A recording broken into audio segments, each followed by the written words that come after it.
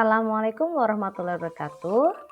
Pada video kali ini saya akan menyampaikan mengenai demonstrasi kontekstual modul 1.4 tentang budaya positif. Perkenalkan, saya Alvarez Juliana Pambayun, calon guru penggerak angkatan 9 dari Kabupaten Cilacap. Pada kegiatan ini saya akan melakukan penerapan segitiga restitusi pada kasus-kasus di sekolah saya. Segitiga restitusi adalah proses menciptakan kondisi bagi peserta didik untuk memperbaiki kesalahan mereka sehingga mereka bisa kembali pada kelompok mereka dengan karakter yang lebih kuat. Tahapan-tahapan pada segitiga restitusi adalah sebagai berikut. Yang pertama, menstabilkan identitas. Yang kedua, validasi tindakan yang salah atau validasi kebutuhan. Dan yang ketiga, menanyakan keyakinan. Pada tahapan menstabilkan identitas berdasarkan prinsip, membuat kesalahan adalah bagian dari proses pembelajaran, sehingga dapat menggeser atau mengubah identitas gagal menjadi identitas sukses. Tahapan yang kedua yaitu validasi tindakan yang salah. Berdasarkan prinsip, perilaku seorang individu adalah untuk berupaya memenuhi kebutuhan dasarnya tertentu. Guru akan bergeser dari pemikiran stimulus respon menjadi proaktif sehingga guru mampu mengenali kebutuhan murid dan akan memperbaiki kesalahan yang ada. Tahapan ketiga, menanyakan keyakinan. Murid akan diberi pertanyaan bermakna yang muncul sehingga memunculkan motivasi intrinsik pada murid dan membuat murid mampu mengaitkan keyakinannya dengan tindakan yang salah. Kasus 1. Pada kasus 1 ini, Safira tidak terima barangnya diambil tanpa izin oleh teman sekelasnya Revani, sehingga ia marah dan tidak dapat mengendalikan emosinya. Berikut adalah sekilas video dari kasus 1. Reva, kok kamu minjem tipek gak bilang sih? Ya udah, suruh aku. Reva, kalau minjem tipek bilang. Adapun penggunaan segitiga restitusi pada kasus ini adalah sebagai berikut. Sudah mau pulang ya? Dijemput, sudah bisa dijemput. Dulu tadi mengenalkan kamu, anak kamu dan Mbak Revani tetap hari ya di kelas? Ya Bu, habis saya kesel. Kesel kenapa? Revani mengambil tipek saya tanpa izin, sedangkan saya sedang memakainya. Oh begitu. Wajarlah kalau kamu kesal. Kalau ibu ada di posisi kamu, ibu juga pasti akan merasakan hal yang sama. Lalu apa yang kamu lakukan kepada Mbak Revani? Saya marah Revani Bu, tanpa sadar saya memakai Revani Bu. Oh baik-baik. Wajar kalau kamu marah apa yang kamu miliki direbut dan diambilkan ke izin ya. Tapi dan ibu juga menghargai apa yang kamu lakukan ke Mbak Revani sampai tidak lebih dari itu, maksudnya tidak sampai memukul dan lain-lain. Tapi coba yuk sekarang kita pikirkan bersama. Misalnya kamu ada di posisi Mbak Revani dan kamu Mbak Revani marah dan maki kamu. Kira-kira tindakan kamu marah bahkan sampai memaki Mbak Revani itu suatu hal yang betul atau tidak? Tidak Bu. Apakah kamu masih ingat dengan keyakinan kelas kita? Masih. Sesuai atau tidak dengan keyakinan di kelas kita apa yang kamu lakukan? Tidak sesuai.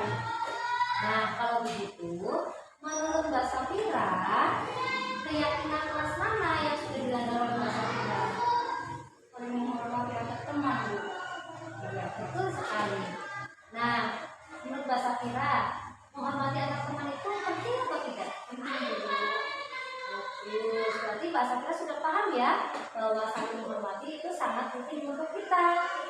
Nah, terus kalau menurut Mbak Safira, ya Mbak Safira itu apa yang harus dilakukan supaya hal seperti ini tidak terjadi lagi?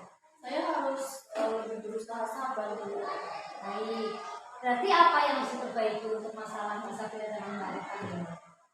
Saya akan lebih bersabar, dan jika ada hal seperti itu lagi, saya akan menegurnya dengan lebih halus atau saya melakukannya kepada guru. Iya, nah tepat sekali itu Mbak. Jadi ketika ada permasalahan apapun, Mbak Safira tidak boleh langsung menggunakan emosi ya, harus lebih bersabar. Baik, terima kasih ya Mbak Safira. Sekarang Mbak Safira boleh pulang. Terima kasih. Assalamualaikum warahmatullahi wabarakatuh. Saya Syafira, siswa dari SD Negeri Adi Mulyono 2. Saya senang diajak berdiskusi oleh Bro Alfa karena saya lebih tahu pentingnya menghargai orang lain dan lebih bersabar dalam melakukan sesuatu. Terima kasih. Wassalamualaikum warahmatullahi wabarakatuh. Kasus kedua, Royhan sering tidur di kelas bahkan tidak konsentrasi dalam mengikuti pelajaran.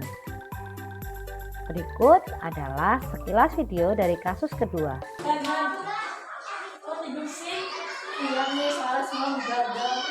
Adapun penggunaan segitiga restitusi pada kasus kedua ini adalah sebagai berikut.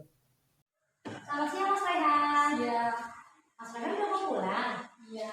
Sudah mau pulang. Sudah jemput belum? Belum. Baik, sambil nunggu.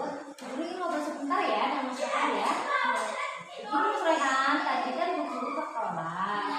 Nah, Mas Rehan guru mendengar cerita dari teman-teman Mas Rehan. Katanya Mas Rehan sudah beberapa hari ini, bahkan hari ini juga, Mas Rehan tidur di kelas ya? Iya, Bu. Baik. Kenapa Mas Rehan bisa sampai tidur di kelas? Saya ngantuk, Bu. Ngantuk. Oh begitu. Nah, kenapa Mas Rehan bisa sampai sering ngantuk di kelas? Saya tidur terlalu malam, Bu. Baik. Apakah yang sudah dilakukan Mas Rehan dengan tidur terlalu malam sehingga ngantuk di kelas? Apa yang Mas Rehan lakukan di rumah? Saya keasikan bermain HP, Bu, sampai lupa waktu. Jadi saya ngantuk, Bu. Oh begitu. Baik. Begini Mas, semua orang itu kan senang main HP, termasuk ini. Dengan berbagai fiturnya yang menarik, terus terbaru ya, bahkan itu semua sering membuat kita lupa waktu. Mas Roy, guru sangat mengerti sekali kondisi Mas Roy yang ngantuk karena kurang tidur saat malam. Nah, begini. Sekarang Mas Roy dengan guru kita pikirkan bersama. Apakah tindakanmu tidur di kelas saat pelajaran adalah sesuatu hal yang benar? Tidak, Bu. Apakah sudah sesuai dengan keyakinan kelas kita? Tidak, Bu. Nah, kalau begitu, menurut Mas Royhan nih, keyakinan kelas apa yang sudah dilanggar oleh Mas Royhan? Menghormati guru dan memperhatikan guru saat pelajaran. Ya betul. Nah, menurut Mas Royhan, menghormati guru dan memperhatikan apa yang disampaikan oleh guru itu penting atau tidak? Penting, Bu, supaya saya tidak ketinggalan pelajaran. Nah, kalau begitu, menurut Mas Royhan, kan penting ya memperhatikan guru dan menghormati guru. Maka apa yang harus Mas Royhan lakukan agar masalah ini tidak terjadi lagi?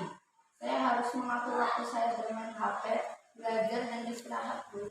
Nah, sekarang apa yang akan Mas Royhan perbaiki dari kejadian ini? Saya harus mengatur waktu saya bermain HP. Betul, itu yang diperbaiki ya. Nah, rencananya apa yang akan Mas Royhan lakukan untuk memperbaiki rencana ke depannya? Apa yang akan Mas Royhan lakukan? Saya akan lebih mengurangi waktu saya bermain HP dan tidur tepat waktu agar saya tidak masuk di kelas. Nah, tepat sekali. Jadi, Mas Royhan sudah paham ya kalau istirahat malam, kemudian ataupun tidak terlalu larut tidurnya itu sangat penting ya.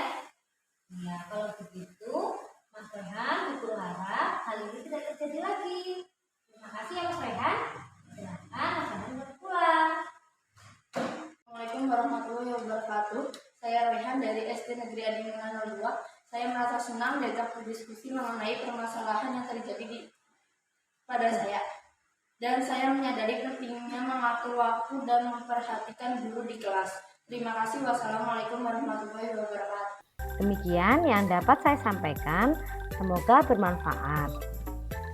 Salam dan bahagia Bapak Ibu Guru hebat. Wassalamualaikum warahmatullahi wabarakatuh.